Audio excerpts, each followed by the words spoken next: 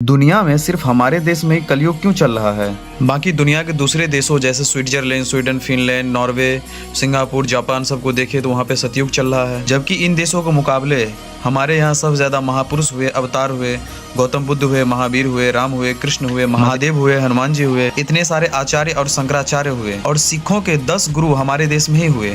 फिर भी हमारे देश में कलयुग क्यों है? हमारे देश में नेता सबसे ज़्यादा है, अभिनेता है, लेखक है, बुद्धिजीवी है, कलाकार, पत्रकार, पंडा, पुजारी, कथावाचक, ये सबसे ज़्यादा है। और दुर्भाग्यवश घूसखोरी भी सबसे ज़्यादा है, कमीशन खोरी ज़्यादा है, होर्डिंग और कालाबाजारी सबसे ज़्यादा है, सोना, चंदन, नशा और मानव तस्करी में भी भारत सबसे ज़्यादा है। माफिया राज, गैंगस्टरबाजी, आतंकवाद, नक्सलवाद, पत्थरबाजी और आगजनी, इनमें भी हमारा देश सबसे आगे है। और बात एयर पोल्यूशन की हो, वाटर पोल्यूशन की हो, खाने पीने की सामान में मिलावट की हो, उसमें भी हमारा देश सबसे आगे है। हमारे देश में ही सबसे ज्यादा धर्मांतरण भी होता है। यहाँ प्रतिदिन 1000-1500 व्यक्ति प्रतिदिन अपना धर्म बदलते हैं। हमारे देश में इलीगली बांग्लादेशी, पाकिस्तानी, अफगानी और रोहिंग्या लोग हमारे देश में इलीगली तरीके से रहते हैं। ये घुसपैठिए 5 करोड़ से भी ज्यादा है। और जिस देश में महिलाओं को यत्र नार्यस्तु पूज्यन्ते तत्र देवता ये बोलकर सम्मानित किया जाता है, उस देश में ही सबसे ज्यादा बहन बेटियां गायब होती है। सबसे ज्यादा जमीनी विवाद और रोड एक्सीडेंट्स भी हमारे देश में ही होते हैं, जहां प्रति वर्ष 2 लाख से भी ज्यादा लोगों की मौत हो जाती है और 10 लाख से ऊपर लोग इंजर्ड हो जाते हैं। तो अब पता चला कि हम विश्व गुरु क्यों हैं।